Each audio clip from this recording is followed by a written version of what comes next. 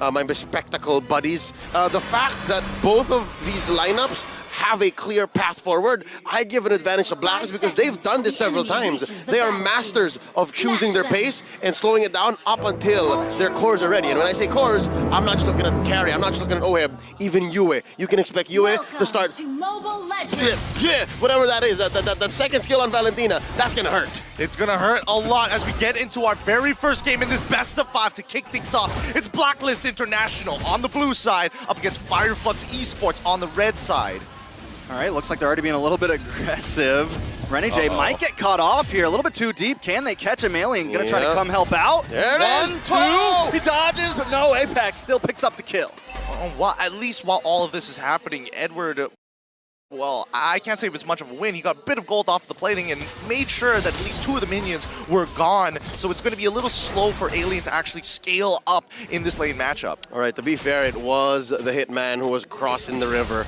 He did try to check for a sneaky orange. You see what's up? Oh, is this okay? And apparently, FIREFLUX was all the more sure to protect TNZ, and they came in with punitive justice. Now, looking at how else we can bounce back from this, if you're FIREFLUX, you just go as fast, and luckily you are faster on the rotation. Again, the Fredrin doesn't walk as quickly as the Baksh can roll out, but for a Blacklist though, the fact that that kind of action happened in the XP lane means OHEB is still on schedule. Okay. At the very least, he's pulling attention away from one of the bigger win cons here as we start looking at what they're bringing to the table. I'm seeing, okay, CDR. I'm seeing very Wilderness Blessing as well. All right, looks pretty good. A little bit of damage on a TNZ. Nothing super crazy going to happen here. We still have about 10 seconds for the turtle, and neither teams want to blow their load just yet.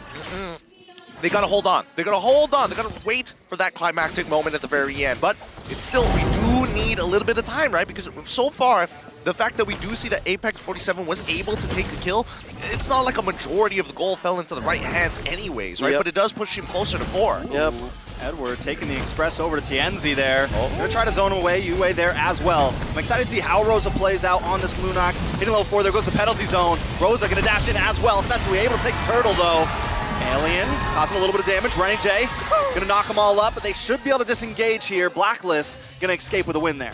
All right, so they are sending out OHEB to go hit double lanes. Usually you see a Claude doing this because, again, he has the agility, he has the battlefield mobility, but here it's more of a build of, it's a slow build for the carry. He knows that he can't win against the Bruno because you're winning range, you're winning dueling as a Bruno on Sunshine. So safe to say Blacks International, specifically OHEB, is looking for his breaks every now and then. So far, Renijay's job right now is to just draw a line between FIREFLUX and his cores. FIREFLUX and OHEB and Yue. So as long as Yue and OHEB aren't dying, FIREFLUX have to pick up the pace, have to force something from Black. Well, which, I mean, so far, like, considering the motions across the map and the early items that we are seeing, right, it's only a very slight lead coming in from the side of Sensui, but it's an important lead to have over TNZ, because the last time they met, he could barely walk up to contest, and now things are a little different. Now you have 2 spearheads instead of just waiting to scale for 1. Look at the rotations from Sunshine as well. He's like ready. He thinks if a fight's gonna happen, I want to be somewhere close to the mid lane. Now, this could cost him a little bit. It's gonna put some pressure onto his lane, but now Sensui, in the midst of 2, should be able to get away from this. Renijay there as well, gonna be able to guide him to safety. Yep, pulls him out. Something to note about Sunshine now, rotating out as just as much as OHEB. The reason why OHEB can do this is because they have a Matilda.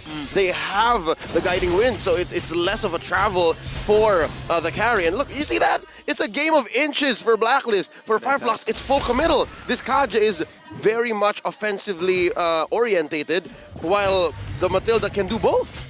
Yeah, he's farming double lanes here, and he's not losing a single one. Usually for teams without a Matilda, or at the very least having Wilderness Blessing, right? You do end up losing maybe 1, sometimes 2, depending on the management overall, and that's a very small loss if you're taking 2 waves, but if you're maximizing, making 0 loss, it's just all profit. All right, Turtle Dose coming up right now. Renijay gonna get that Circling Eagle on Apex 47. Edward trying to keep Alien at bay as well. TNZ charging up, rolling against the wall. I like the pacing. Black also not going to try to rush this though. OHEB winning in the bot lane. 1v1, that's going to be bad for Sunshine.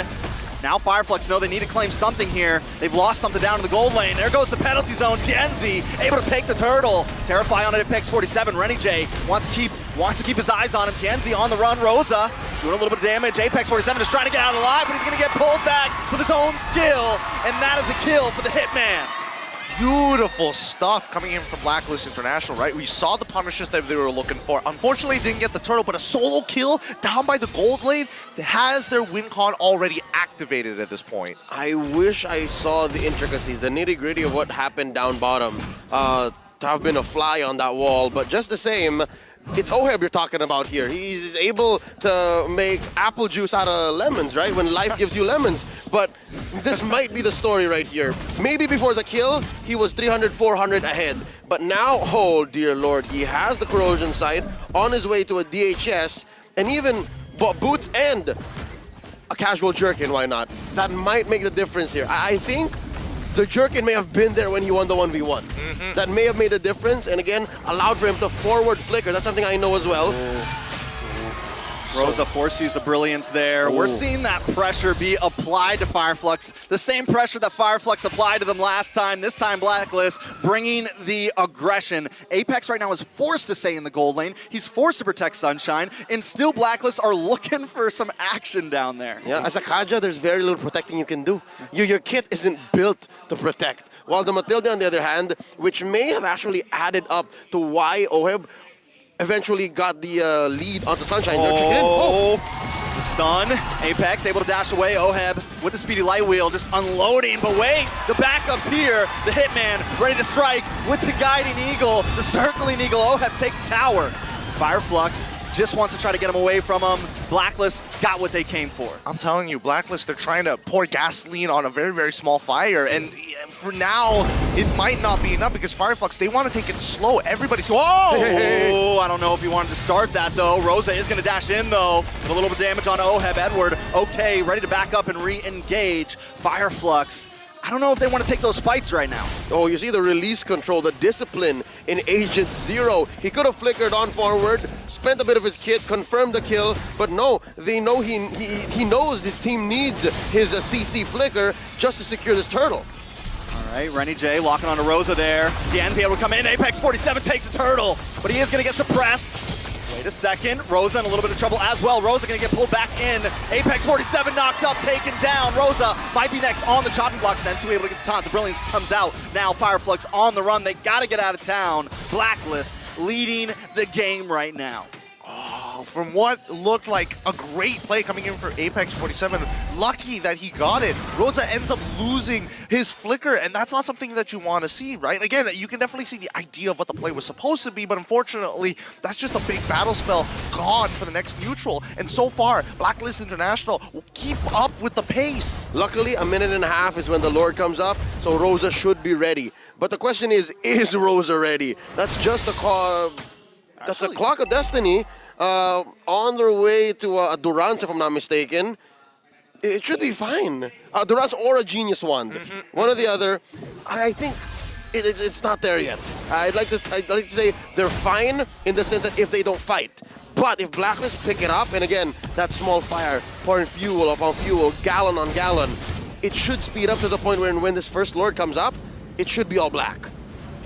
I mean, let's see whether or not it's going to. As Edward, he's going to face check this. I think he's going to be totally fine here, right? I don't think FIREFLUX Esports really want to commit too many resources onto Edward unless they're concerned about his primal wrath. But half the time that they are on this side of the map, they are usually the ones getting pushed out. But notice, bottom side, right? The tier 2 is under threat as the mid lane gets cleared up.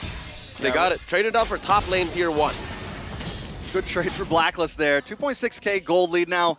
A lot of you see it all the time with the top teams. They're willing to bring the fight even when they are at a deficit, and I think this is a point where FIREFLUX is going to start hitting some of those spikes. Sunshine just got in the Berserker's Fury. We were talking about some of Rosa's build actually out golding UA right now. So is FIREFLUX going to still try to bring that with Lord coming up?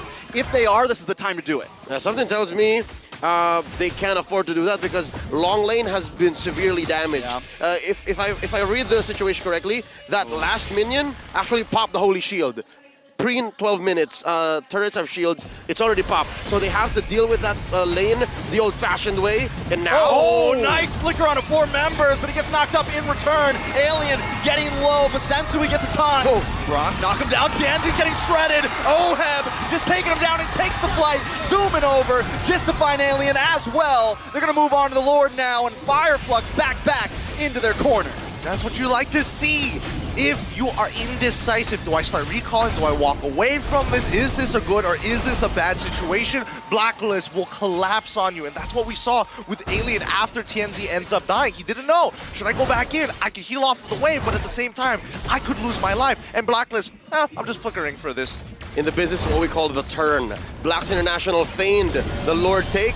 FIREFLUX Esports bit down on the bait. Alien went in with the OPZ. It was an offensive penalty zone. Our good friend here, Mr. Wagner, just lost it like, whoa! And I would have too. But the thing is, it was all Blacklist's plan. They knew what was up, and that's why Rosa flickered on out. Rosa, ulted out, because this is not a situation I want to be in. I'm saving my ult up. I'm actually building my items so that it's worth it when I do my own little version, the Rosa DD. And now with the Genius Wand, maybe they need one more. Rosa needs one more item for it to actually matter. Yeah, Rosa also needs to find the angle. We saw Edward already pick up the shield. I'm having a total mind blank right now. The Athena shield. Yeah, Athena yeah. shield. The shield of Athena. So, the shield of Athena, exactly. Athena's personal shield. That's right. So Rosa can't damage him right now, and he can't find an angle onto Oheb. Oheb's just tight inside of that little box. He knows exactly when he needs to pop the speedy light wheel. He knows exactly when he needs to engage, and Rosa just has no way in. nor a way out. Given the Hitman, they have a way out. Yeah, it's very much all in, right? You're looking for the small synergies of Apex 47 and Rosa kind of working together, but at the same time, let's not forget about the high ground defense that FIREFLUX actually have, right? Especially when it comes down to chunking down Lords. At this stage of the game, Rosa, he's looking over at Sunshine, he's like, don't worry, I got this. Yeah, and I think when you're down like this, about 5K at about 12 minutes, with an item build that I'd say rivals your lane mate, again, save for the Sensui and Tianzi situation, that's a huge gap. You're fine. FIREFLUX Esports, the kind of lineup that they have, especially when you're looking at the high ground defense, this is what I like to call a low committal wave clearing lineup. You have dudes like the Bruno that can actually just basic attack, and most minions take just 2 hits tops, given your full build. You also have the Lunox, which is just able to spend their kit, able to clear wave after wave, even a Lord if you want to underneath your base. So it's fine. FIREFLUX have that going for them. Now, their main weakness, especially if Blacklist do crack into an inhibitor or 2, is they're going to be trapped inside their own base. And now what does this lineup from FIREFLUX Esports have that works inside the base? Actually, to be fair, very little. It's just the penalty zone. You still want to play in bushes. You still want to find angles so that Apex 47's kit and approach actually becomes important. It becomes an X factor, because if you see the Kaja coming, then all the more, especially if you're Blacklist, you can just pull him out with the guiding winds. Exactly. And I think that's why it's just the characteristics of both the compositions. We're expecting FIREFLUX to eventually scale up, but in terms of the engagement, they only really have 2 big options, and Blacklist International are just going to continue. They're great at team fighting, right? Getting in and out of it, and especially since none of them have taken Purifies, they want straight up flickers, they're looking to punish mistakes such as being out of position, engaging too hard, being too far forward compared to maintaining some good battle lines between your front and back. All right, so it looks like they're going to hang out in that bot lane right now. Maybe try to clear things up, give up this Lord, but at least they know, like, if we can survive this Lord push and we try to get a little more macro on the map, we can try to win for the long haul. And I think that's what the Turkish said. You know, we have okay defense, we're fine. It's very low committal, costs us very few resources to actually do this. Something to note as well, the reason why they didn't even think of contesting, the reason why they said, you know, we'll just take it in the base, this is just Lord number 2 anyways, is they have low vision. This lineup needs Apex to actually move between bushes and, again, maybe even sacrifice themselves just so that Sunshine and Rosa know where to go. Even TNZ, even for TNZ, it's not as easy. No, they can't do that, right? Because again, if they send TNZ in there, they don't have the retribution. If they send their Kaja in there, they're not going to have that divine judgment for the pick. So you can see why FIREFLUX just would rather turtle. Okay, sacrifice bot inhibitor, totally fine. We can deal with this, but let's fight now. All right, Lord has broken through, but Blacklist wants to stay around the mid side. Oh, Apex 47 instantly shattered. sent to the Netherrealm there. Blacklist breaking down all inhibitors. Luckily, Sunshine is able to get rid of the Lord there. Sensui trying to hold the front side, takes down Alien. Oheb picks up the kill though. Rosa gonna be next, pops out the Brilliance, able to just get away, but Yue doesn't want to let it happen. Into the backside, and now TNZ against the ropes as well. Blacklist gonna clean up in game number 1. GG, well played. That's game number 1, falling into the hands of Blacklist International. And my God, UA taking that penalty zone to jump at Rosa. I'm telling you, that almost looked personal.